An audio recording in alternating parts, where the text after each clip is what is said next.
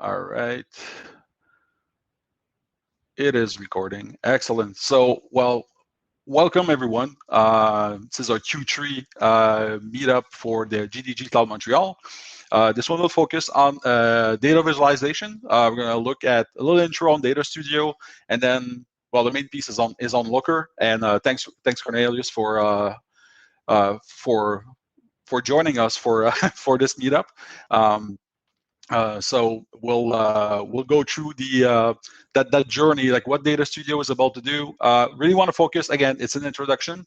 So and I'm going to tie it up to a common use case we have around like visualization of the billing data for Data Studio.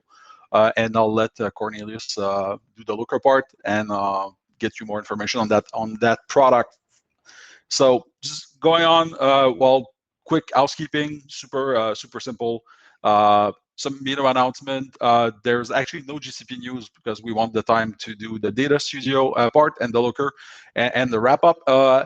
While we're doing this, feel free to ask questions in the chat. Myself and Uda can actually do the moderation there, so we'll pick up questions if we can answer them directly. If not, maybe we'll ping you for like an email address or something, and we can actually answer you from there. So, this is a joint GDG. So while we're in COVID mode, so we're doing Montreal and Ottawa together. And from this group, there are many of us, being part of that GDG Montreal and Ottawa. Well, there's myself, Stacy Veronova, where I'm a pre-sales cloud engineer. There's Uda, who's there also. She can say hi. There's Ilya and Tatiana that are helping us on the organization side of things. And on the Ottawa side, we have Carlos, who we've saw in previous talks, and we have Jen also, who, to my great joy, actually just joined SADA, which is where I work, but it's just cool because she's awesome, and she joined us. So I'm just happy to say that. No shameless plug intended. Also, like on the friends of GDG, those who are in and out, but there's Archie. I see he's there. Actually, let me just put him in presenter mode on so he can actually say hi. And there's Boris also from Stack Lab, who's part of our friends. We usually cover everything that's around, hey, Archie. So we will cover everything around like Google. We'll do DevFest. We'll do some study jams when we set them up. We'll cover infrastructure, application, modernization, data ML, everything that's also Google open source. So those are the topics we usually cover. We will also go on another tangent and do some other things, but if somebody wants to submit a talk or something, just think about like those around those tracks is where we'll focus. If you want to actually follow us, see what's going on, of course, you've registered to the Bevy page, so you'll be notified. But we have stuff on GCP Montreal for our Twitter handler. We also have a public channel on the GDG Montreal Slack. So if you want to just go in the GDG Montreal, gdg-montreal.slack.com, and there's a channel for public. You can actually join, and you'll just start a conversation. Few announcements. I just mentioned the talks themselves. So for Montreal and Ottawa, if you are interested in giving a talk in one of our events, so just feel free to go to the little URL on PaperCal at the bottom and just mention what you want to talk about. And we get that you're filling a form, so we get the information, and then we are good to go. We can reach out to you and get things going. Well, GCP news, well, I said there's no news. Yes, there are some news. We still have like Next 21 who's coming. Of course, fully virtual, October 12 to 14. So you can just go in and register. But the big news is that yesterday we've opened the Toronto region for Canada. So whoever wants to do DR scenarios or having data residency into a region in Canada, that's super cool. So we now have 2 regions in Canada. So we're super happy about that. Just putting out there. So it was already like there hidden, but now it's official. So I'm really happy about that. And that's it for the the intros and everything. I will try to keep on time and be mindful of the time that I'm here to make sure that I cover the Data Studio part and give Cornelius enough time also. So Data Studio, and that's me going to talk about this one. So I'm just picking up there. Data Studio to start is something that's really linked to the marketing platform on the Google side. So coming from 2016, and also now there's a well, later on they made a free version, and that's actually something that we can leverage within GCP. It's not within the GCP interface itself, but it's something you can leverage to feed on data coming from GCP to get some, put some sense in that, all the information you can get. In our case right now, the idea was, and that's for Data Studio where I wanted to go, because something I'm familiar doing with our customers, is that you have all that data for billing that's going on. Sometimes you want to bring visibility to it. Yes, there's a billing report that exists, but the idea is that you want to show people how much it costs and to who. So that's the idea of using Data Studio and get that billing data in. So get something that makes sense to like a business stakeholder. A billing report in CSV doesn't really talk. Being able to break down per projects, per team, per special projects for R&D or something is something that makes sense. So with some best practices around the way you tag your data, you're able to bring those into Data Studio via BigQuery and actually make sense out of everything. Also, one thing is that there's always like, there's one billing account in Google. Maybe your structure is like, hey, we would like a way to like do bill back. Of course, you won't be able to do bill back or show back within the platform itself, but by using those best practices of labels and everything, you'll actually be able to say, hey, well, actually, this report shows that the R&D team went crazy this month, and we need to bill them back like $10,000. So as an FYI, of course. So all of this, and I'm going a bit fast, but you can play back the recording at 0.5x if you want to. But everything about financial fits within what we call FinOps. It's something that has more and more traction within the industry.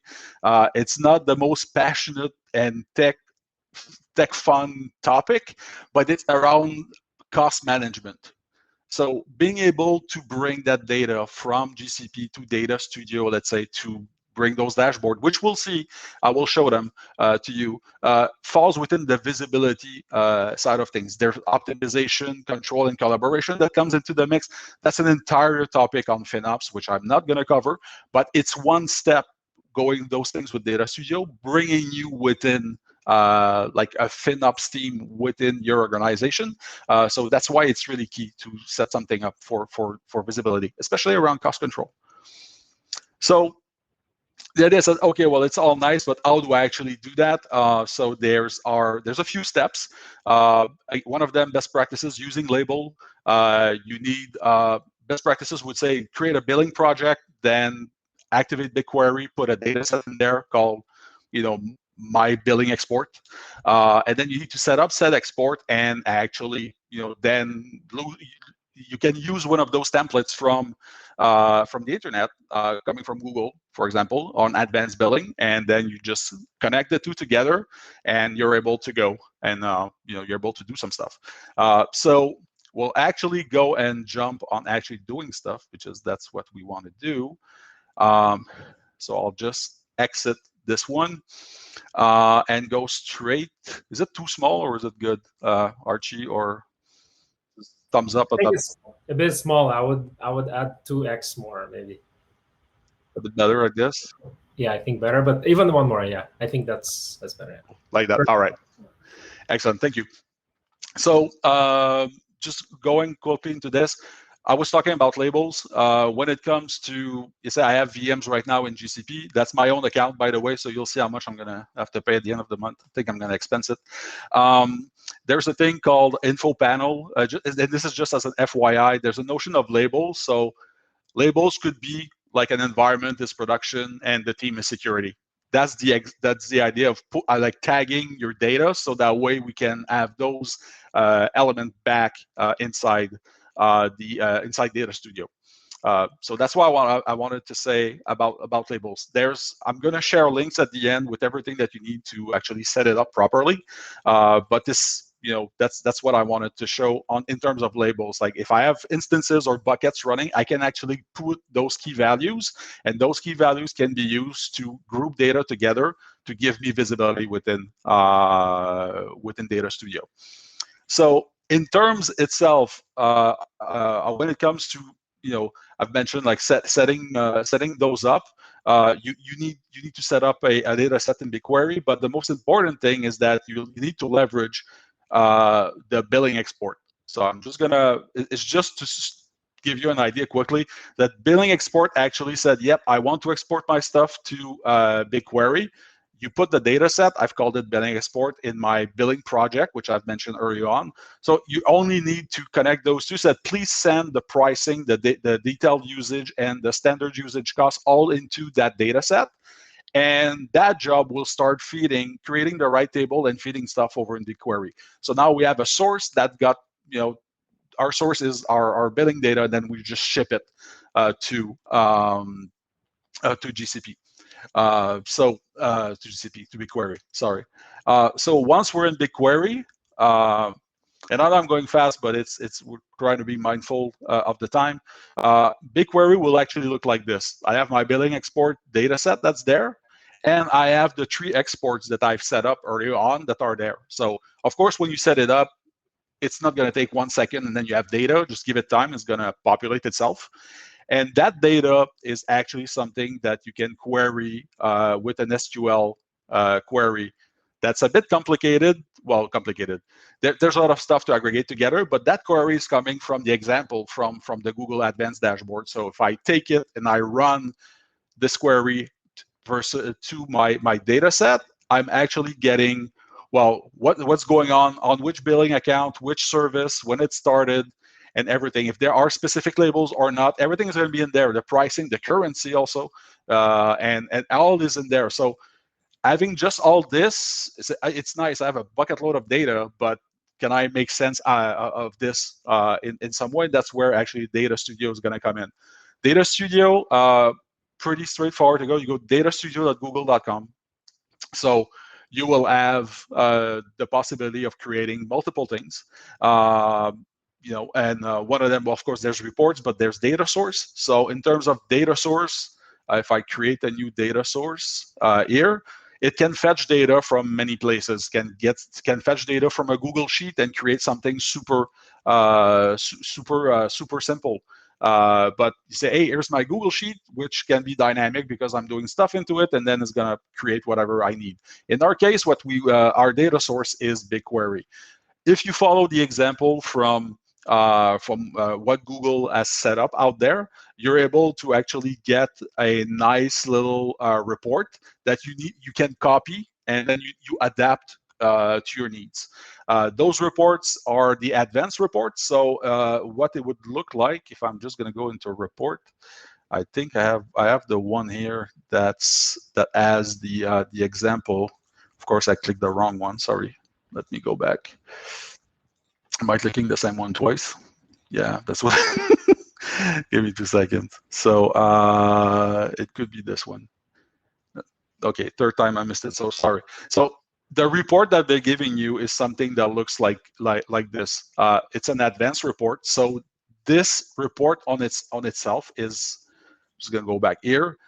Is based on an example that I've copied for myself and adapted to my needs, meaning that I need to hook it up to my data source, which is BigQuery in this case, and making sure that I fill up any specific data that I need. So if I actually go and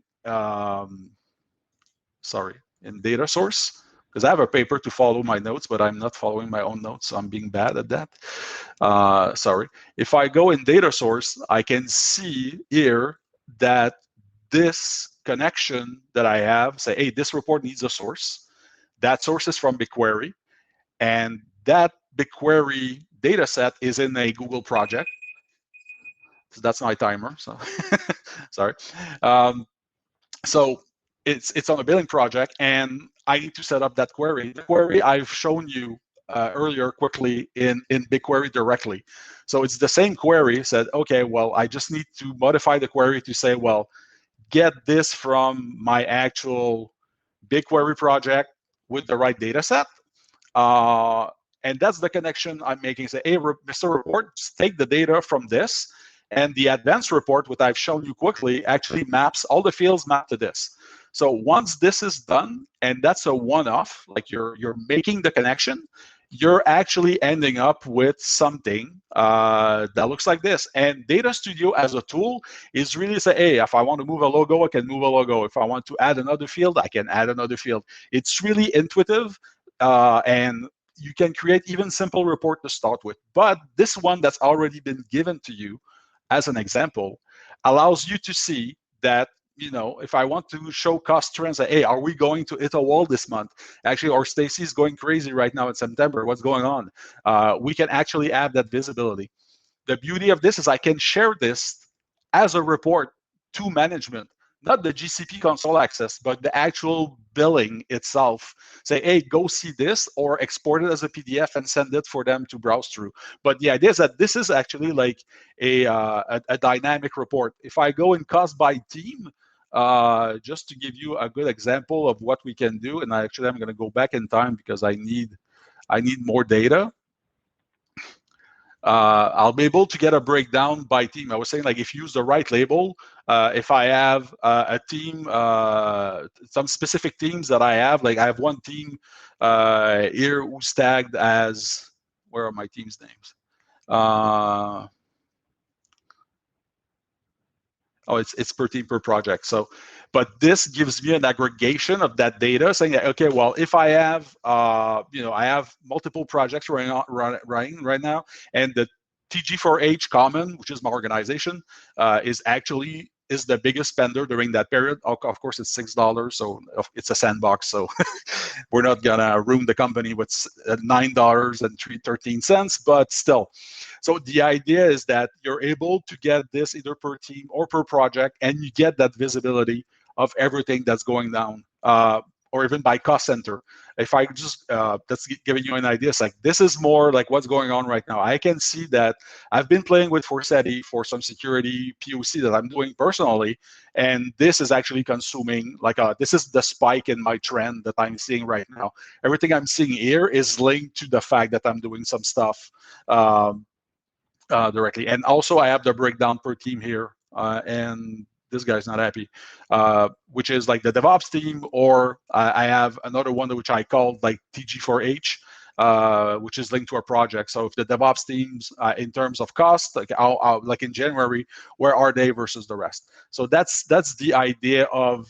And I know I just, like, it's drinking from a fire hose, people. I'm sorry, because Cornelius needs the time to talk about, like, if we want to evolve from this, where we're going. But the idea again was to show you that you're able to get, you make out something out of that data that's coming from the billing data from Google. You can bring it to something you can share with people that have honestly no interest in the Google Cloud platform itself or console.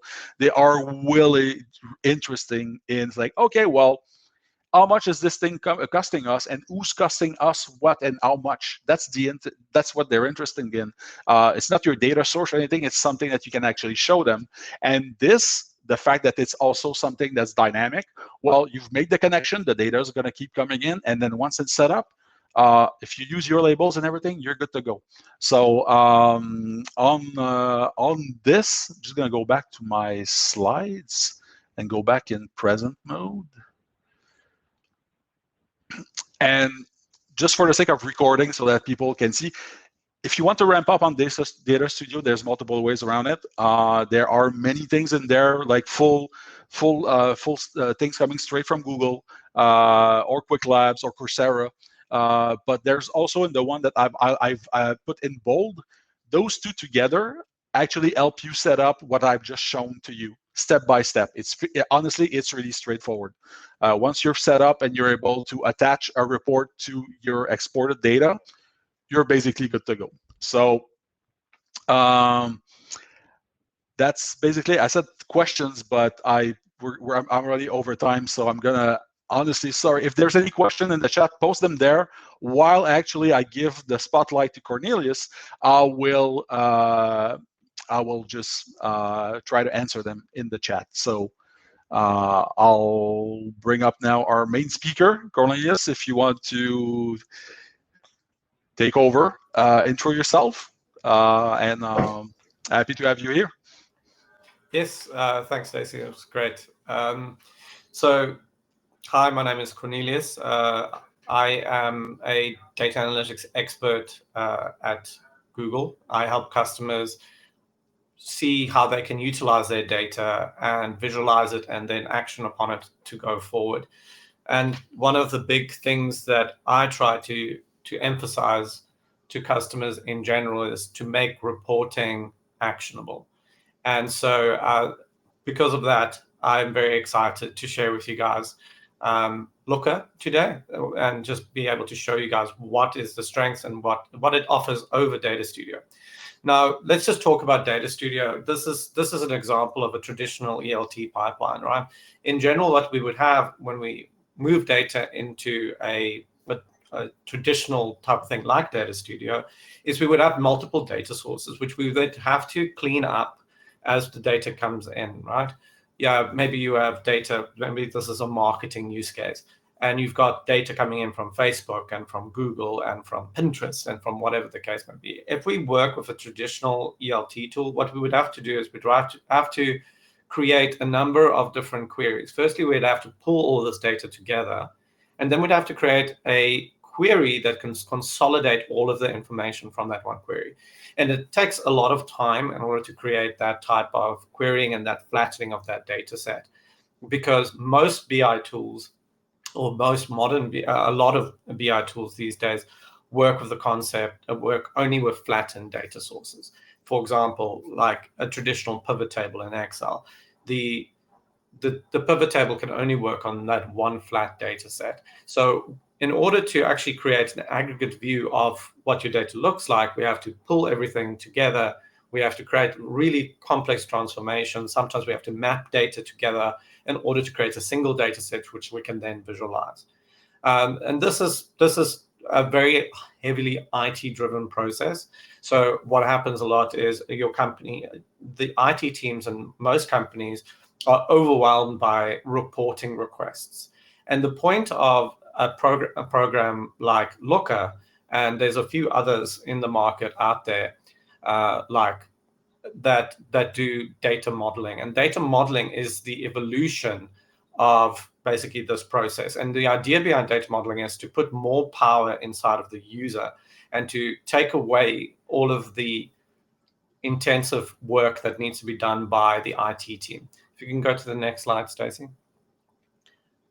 So basically in data modeling, instead of combining all the data down and flattening it out, creating very big SQL queries and stuff like that in order to create a single set of data, lots of cleaning, lots of mapping, lots of all those types of things. When we do data modeling, our goal is to keep the data pretty much as it is and just create logical links between the data in order to create a data model. In this way, we will let the data modeling tool decide how to flatten out the data set. So what we want to do is we want to just select a specific element out of, for example, the product table and out of the time table, and then look at the sales table and stuff like that. And this creates a lot of additional functionality because the time table and the product table, for example, is outside of my ELT type of things. Then I can use those as dimensions across multiple data sets. For example, here we have sales, also linked to the store. But if we wanted to, we could add in the orders, the quotations, and everything in here and link it to the same time and product tables. And in that way, what we can do is we can have create a very quickly select out of the time box. We can say like, okay, I want the time, that the quotation was first created, and then what was the sales after that, and then when was that order delivered and stuff like that. So you can combine all of your different data sets into one visualization and one data model, and then you can track your processes all the way from, for example, quotation, all the way through to logistics, all the way through to invoicing, using one thing. And the best thing about data modeling and using a modeling type of system like this is that that you can put this power in the hands of the end user. And so that's what we talk about democratizing data. They can have control over the data model and can create their own visuals, their own reporting. And so that heavy IT-focused approach goes away. Can you go to the next slide? So let's just talk a little bit about how this process comes. A lot of BI tools, there's a few leaders in the market when it comes to this kind of space in terms of data modeling. A lot of them, this started back in the day of SSAS, or SQL Server Analysis Services, where we started a process called cubing. And cubing was basically this, because the data was so intense and because we had so much data in the past, it was really difficult to run a SQL query over a massive data set, which had millions of rows in it, to combine all these things together and then to run it directly and get meaningful insights in real time back. And the reason why that was so what we did, what was then done, is we created these tools to kind of cube the data together, to create what we call an OLAP cube, which basically refresh the data into like a kind of aggregated state, so that when we actually pull the data out of the cube, it's really fast and performant, because a lot of the computational heavy type of task has already been done, right? The problem with cubing is that by its very nature, it's not real time. So when we pull the data out of a SQL server, and we have to refresh it at certain increments during the day, and so we can't get access to it. Another problem with cubing is traditionally cubing happens on a single machine. So let's say, for example, we're using this massive distributed, really powerful data system like Redshift or like Bigquery or like any of those types of really big, strong data warehousing, horizontally scaled products. What happens when you push it into a traditional BI tool is you have to push it into a single computer. So you have this massively powerful thing and you push it into a single computer, and then it's now on a single computer. So you create this massive bottleneck, and then you cube it on there, and then you distribute it out to your users. The great thing about Looker is Looker placed their bets from the beginning on the fact that these massively scalable data warehouses are just going to become faster and faster and faster, a bet which is paid off. Things like petabyte scale queries can now be run on stuff in BigQuery in seconds. And so Looker does not store any data inside of itself. It always works directly with the data source that it's connected to. There's a direct connection to BigQuery or Redshift or stuff like that. Looker also is across multiple data sources. Anything that has any type of SQL interface, typically Looker can interface with it, whether it be on Amazon or on Azure or Microsoft SQL, MySQL, doesn't really matter. You can connect to that database with Looker and run queries against it. If you go to the next slide for me. One other thing that is really important to understand about the Looker paradigm is that they have split their development process into two parts. There's a developer process, which is all of the tools that developers want has been built into that developer tool. So what that means is things that we previously as data people did not really have that much access to, or which was difficult to implement, things like version control of your different queries, right? Traditionally, when I wrote a query or a view in the past, I would write the view and then somebody might delete that view. It's really difficult to kind of recover that view because there's no version control typically in a data warehouse in MySQL or SQL. You can probably surface that query again via logs and stuff, but it's not part of like a development process. There's no like version controlling. There's no production controls and those types of things. And there's no CI/CD pipelines. Whereas with Looker, that is built in, and that developer tools are there for the end user. However, it obviously, because of its nature, it is slightly more complex, but we don't want to show that complexity to the end users. The end users should have the simplest possible experience. And so in that way, Looker created a very, very simplistic front-end user face, much simpler than you would have come to expect from tools like Power BI and ClickSense and so on and so forth, where kind of these two experiences merge, where developers and end users kind of use the same interface to surface insights. Looker tried to separate those two out. And so and one thing I want to point out, like Looker is, in my opinion, and this is my word, and I'm claiming it as a no BI solution. Remember when SQL came out, we had SQL, and then we started building out NoSQL databases, which stood for not only SQL. And so in this case, Looker, in my opinion, is a new kind of wave in BI tools, which is it's a no BI tool. It's not only a BI tool. It is a development tool, and it's a development product. And I look at Looker more as a Visual Studio type of product for development of BI and visualizations. There's so much built in that you can access. You never have to actually even work with the visualizations in order to use Looker. You can directly access the data behind Looker via API.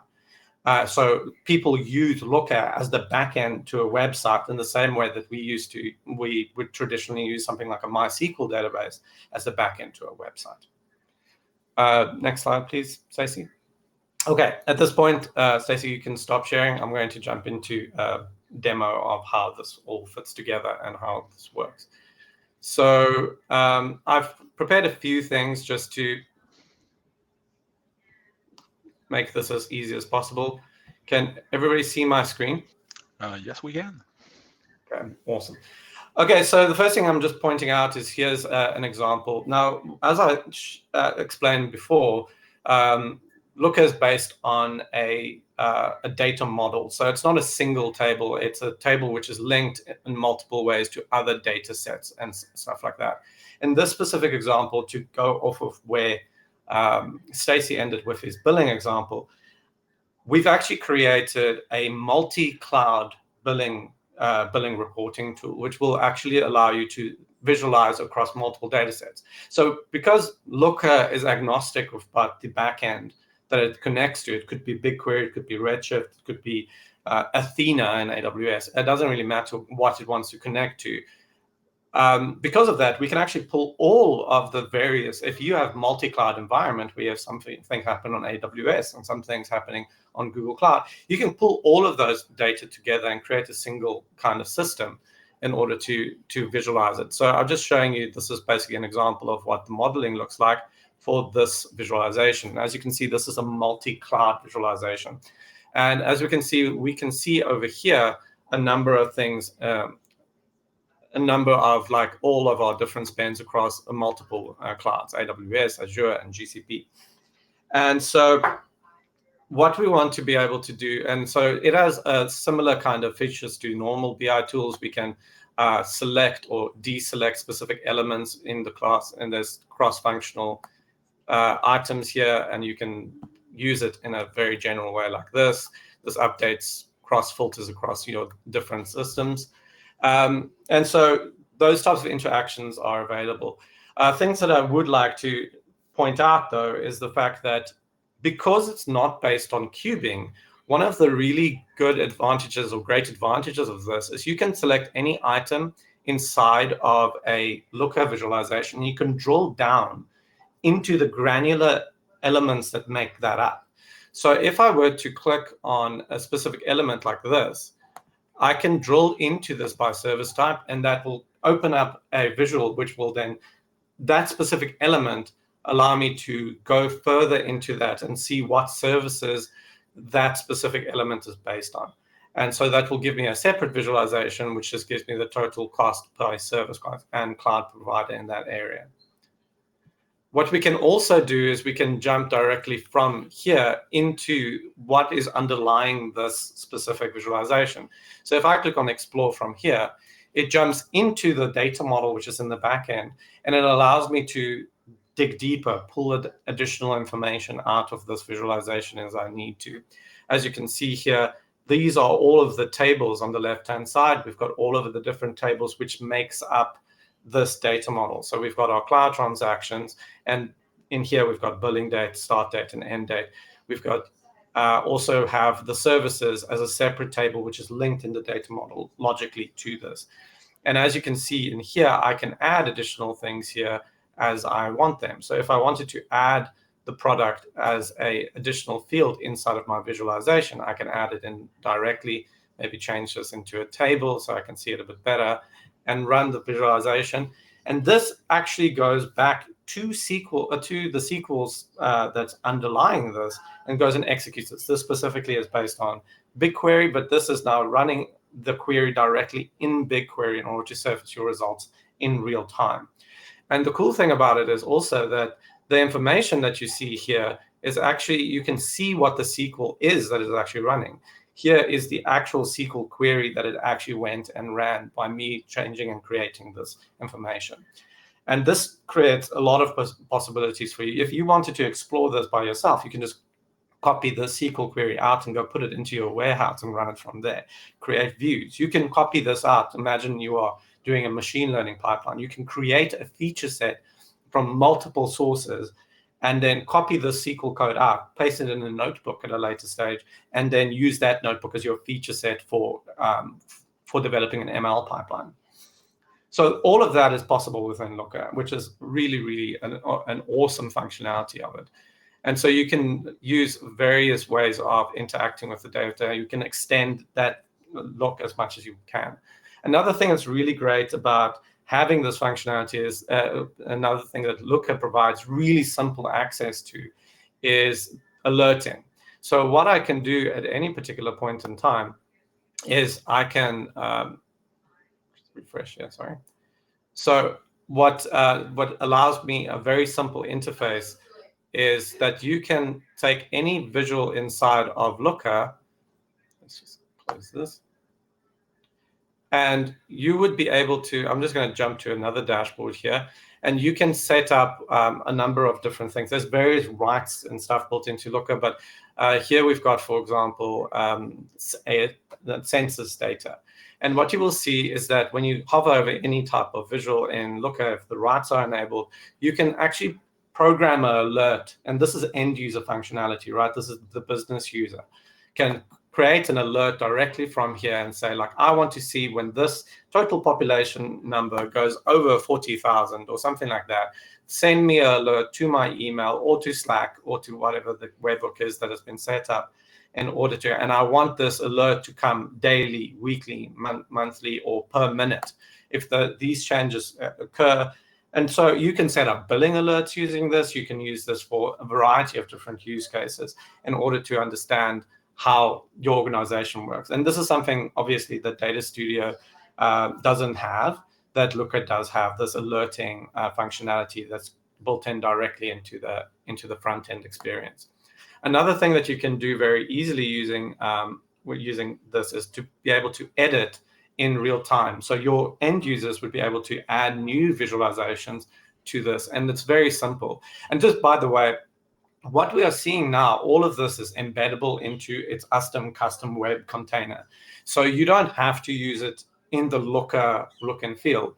You could, Looker was built with embedding and that business use case in mind. So you can create multiple, you can embed this directly into your application, something that I will try to show you guys before the end of this session. But as you can see, I can edit this from here, and I can add new tiles, new visualizations directly from, and this is, again, this is an end user experience. This is your business users who would be able to interact with these models and create new visualizations from here. I'm running a little bit short on time, and there's still a few things that I want to point out, so I'm not going to go into too much detail. Another thing that I just wanted to highlight is the fact that data governance is also built into Looker, which is also a really, really useful thing. So if I wanted to go into exploring this data in terms of its model, I can quickly jump into the Explore, which is basically the modeling layer. And if I expand there, something that's really useful is that your data catalog is built into the visualization tool, which is something that is immensely helpful. If I want to see how an associate degree is determined, you'll see there's this information button right next to it where it gives me the description: population, completed associate degrees, the number of people in a geographic area over the age of 25, etc., etc. So these kind of data governance, data cataloging kind of features are built directly into Looker's visualization layer and reporting layer, which makes it very easy to understand what is going on in a complex multi-dimensional model such as this. In addition to that, if I go into, I can actually go and look at the data dictionary directly from here. Looker has a data dictionary, which is one of the add-ins that is available, and you can go surface, just if you wanted to find something, a specific field or something like that, you would be able to do that in here. So if I just select an example, Medicare, and I select the model over here, then all of the fields that are inside of your data model will be in here with its description if it was defined. In this case, there was no description defined here, and you have options here to find or search for information. And it also gives you how the SQL string is constructed in order to get to that specific element. So all of this is part of the front-end experience. So I just want to, another thing that is very, very useful and amazing about Looker is the fact that it utilizes whatever system is in the background. And specifically when it comes to Bigquery, one of the amazing things about Bigquery is obviously that you can build in machine learning into your SQL, right? So you can create predictions and stuff like that directly in SQL. And that is obviously translated into Looker because Looker works directly on Bigquery. So one of the examples that I have over here, here's an example of a Bigquery data set on bike share, but basically just shows me the various locations. And it shows me a predicted surplus, which is basically a ML model that was built in the background here that I predict that I'm using inside of this. And this is in real time. So if I refresh this information, the prediction will come back up in real time. And if I actually go look at the way this is done, if I explore from here, you'll see that that ML prediction is built in directly into the SQL that is underneath this specific query. And if I jump in there, you'll see here, I know it's probably quite small from that side, but here we can see the select clause, which actually does the machine learning prediction. And so that can then be visualized directly in your UI. So it's creating a single point where we can surface insights, visualize, and predict information, using machine learning models.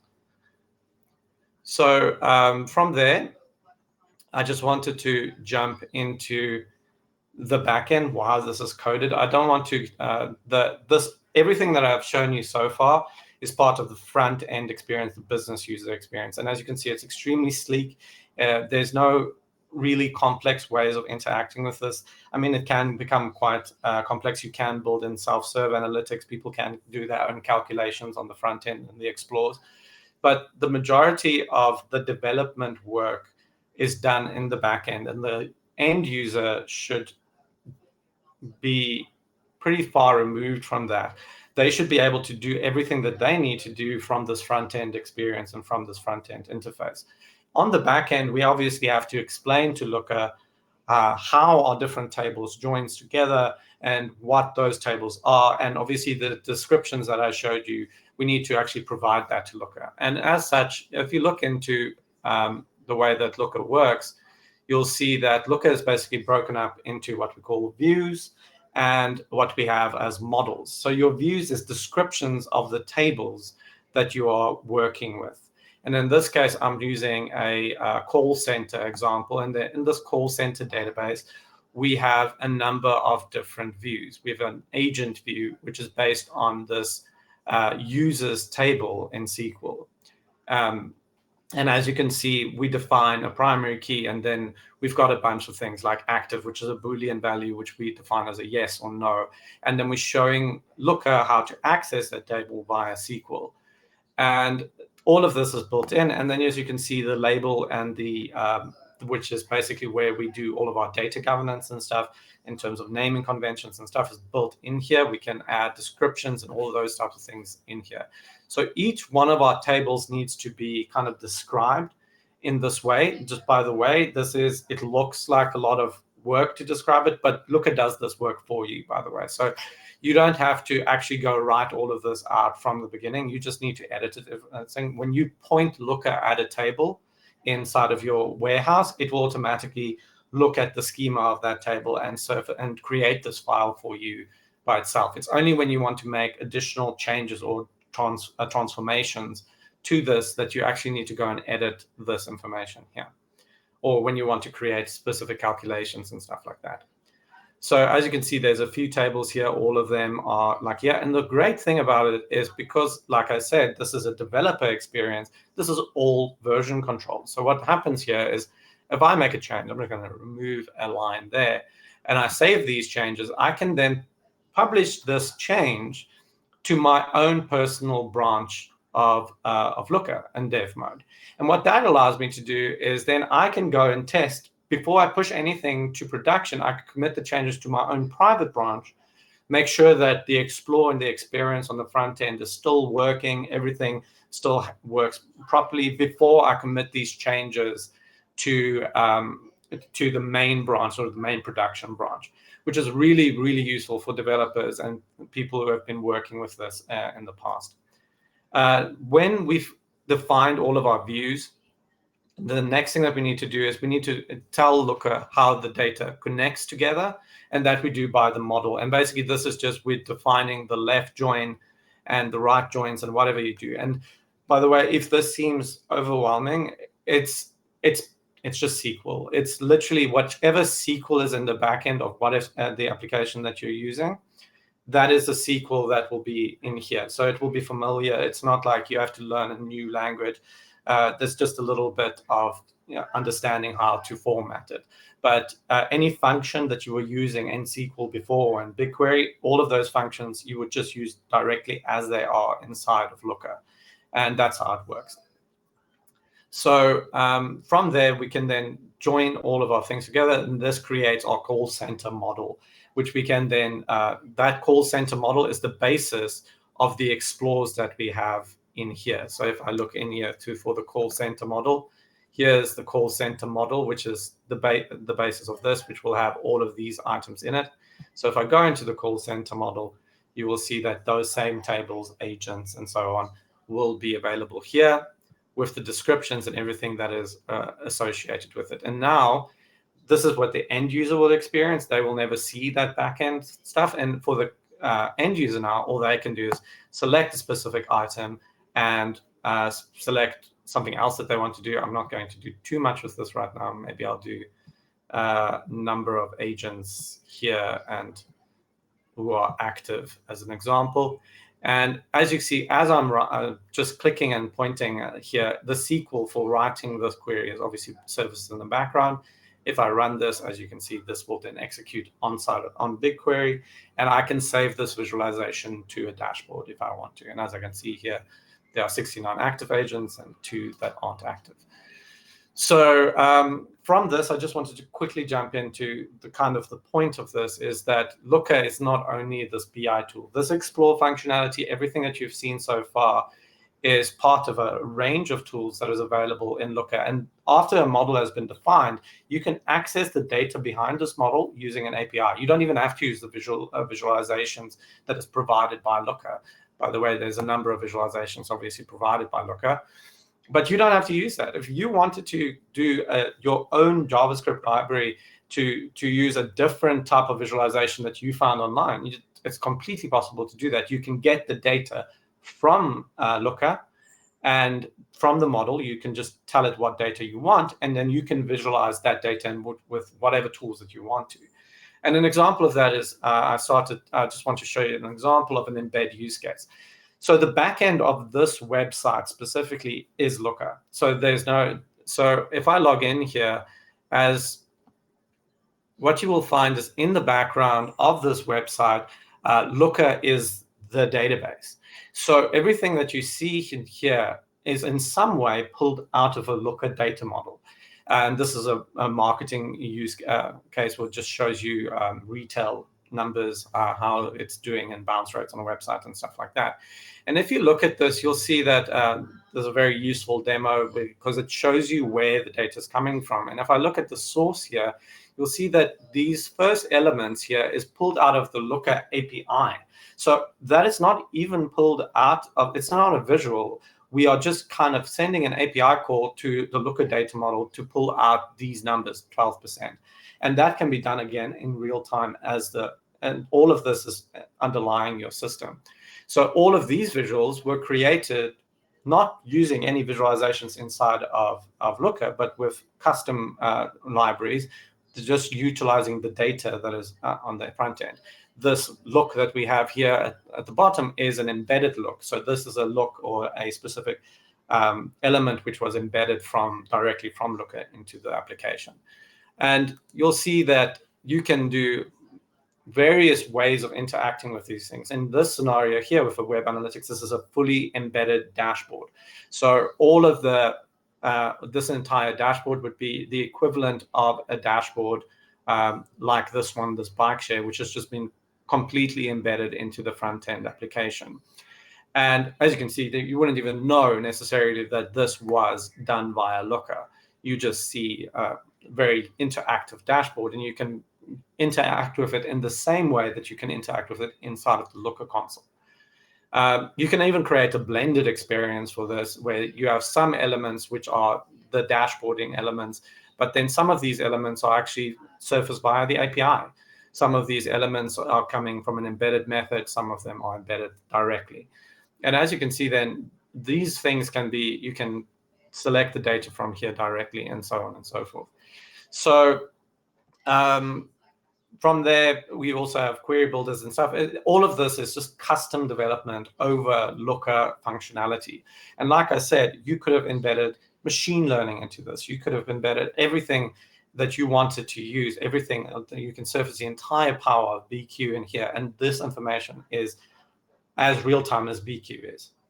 So that depends completely on how you set that. But that's the power of this tool, is that it sits directly on your data lake.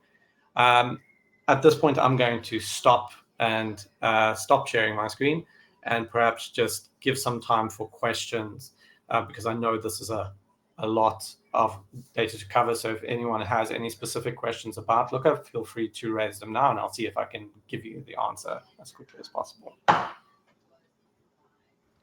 I have a quick question there, Cornelius. Since I'm a host, I can ask anything. That's awesome.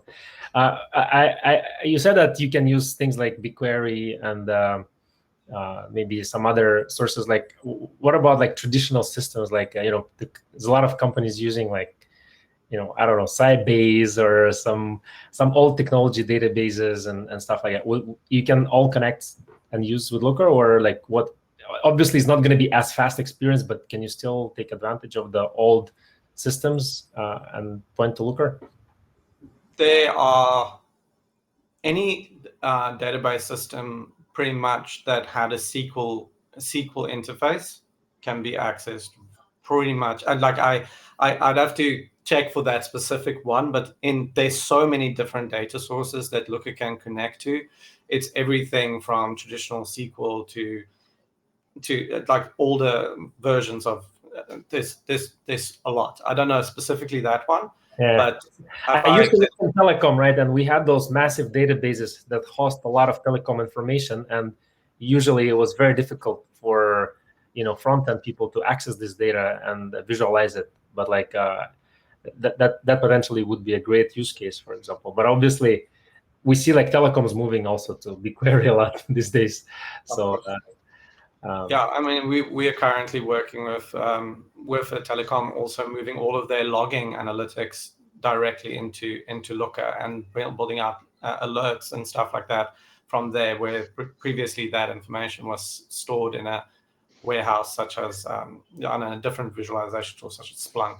And now we're moving all of that into Looker, and it's a much more performant, much cheaper, because you're paying for BigQuery in the background when it's executing. You're not actually paying for the BI tools querying. Like a lot of other BI tools, you pay for the querying that goes through the BI tool, whereas in Looker, that's not the way that they're modeling, their pricing model works. Looking at the questions that we have in the chat, there's one. Well, that kind of segue what Erad was asking. Erad was asking about Sybase. Ragal is asking about Microsoft Access as a data source. So I don't know if off the top of the head you know. I don't think Microsoft Access directly would be available, just because it's not a cloud hosted database. Is not accessible necessarily via IP address and stuff like that. So it's going to be a little bit difficult to access that. Here she says, yeah, too old. Thanks. But that's good. Just by the way, I was a big developer on Microsoft Access in the day. My recommendation, if you were doing that, is just take your Microsoft Access database, migrate it to a MySQL database, which is a very simple thing. You can use. There's a quick online tool called Bullzip, access to MySQL. You can migrate it very, very quickly using that into MySQL in a cloud-hosted environment like AWS or something, and then you can still have your Access front end, but then your back end is just in MySQL and it's cloud-hosted, and then it would be able to connect to that. So that's a possibility that I would suggest. That's good. Cool. You got a thumbs up, so she's gonna try that. Other question I have from Winnie is that in terms of getting training on Looker, data modeling, LookML and stuff like that, do you have like link or recommendation? Because like she went through documentation, so it's not really clear. Like if somebody wants to ramp up, like where should they go? So when you engage with the Looker team, once you have the Looker in your organization. Is this for, I just have a question, do you already have Looker in your organization? Or do you, is it something that you still want to get implemented? Because they have it. In that case, there's a lot of resources available from Looker. I can post a link to some of that resources. I can do that as a follow-up. So if you can leave your email, I can send a link. We have a Slack channel. We can post it in the Slack channel so everyone can access there. So we'll post it in the Slack channel. There's a lot of free resources. There's also some paid courses directly via Looker for like the more advanced stuff. But there's quite a lot of resources available for training. Yes. Cool.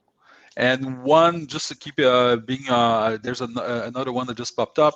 From Alexander, would you mind clarify again? Looker stores results of processed data to show in dashboard, or is Looker request the data every time the dashboard is open by user?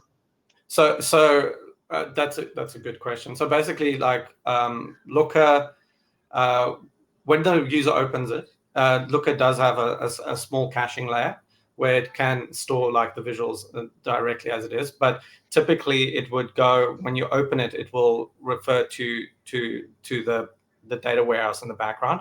Looker as a way to increase the performance of your queries, it has something called persisted tables.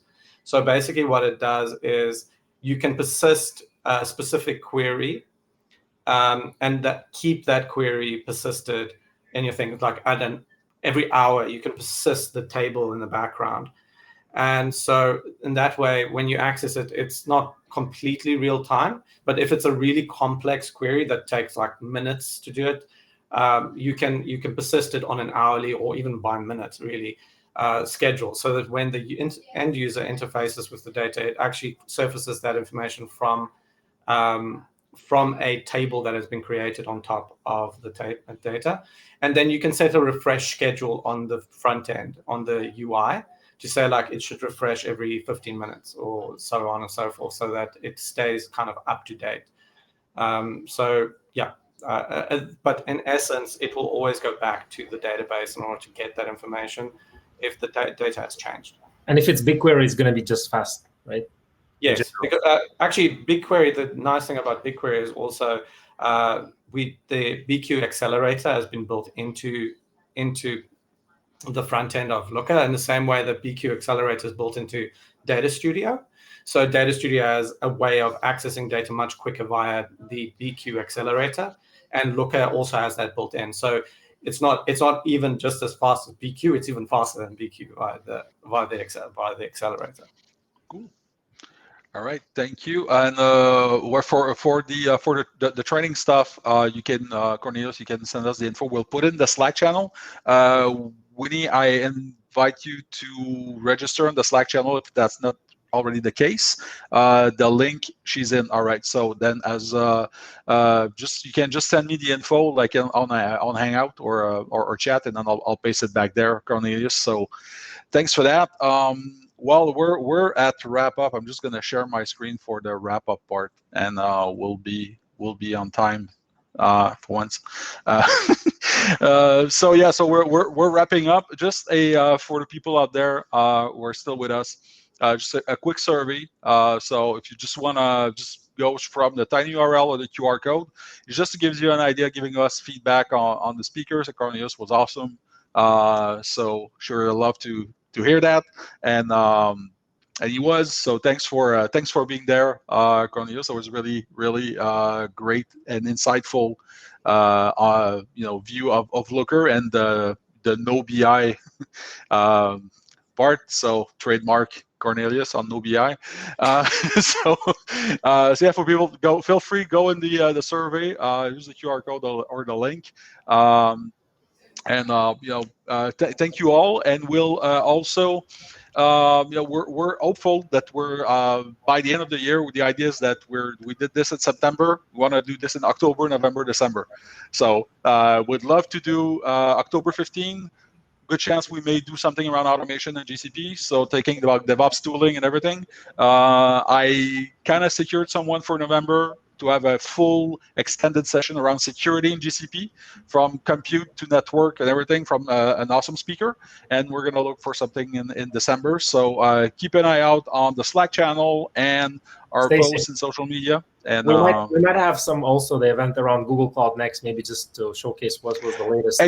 Exactly. Yep, that's a good point. So kind of putting our what was cool from Next 21. So good point. We don't think about it because we're not going, right. It's virtual. So but yeah, good point. Excellent point. So thanks everyone. Thanks again, Cornelius, for being there. Thanks Archie for joining up. And Uda just dropped out because our internet is really bad, so that's why she disappeared. But I'd like to thank her also, and we'll see everybody hopefully in a month. Thanks, Cornelius. Have a great day. No problem. Yes. Thank you, guys. Thank you. It was great. Thanks. Bye-bye. Bye-bye. Bye.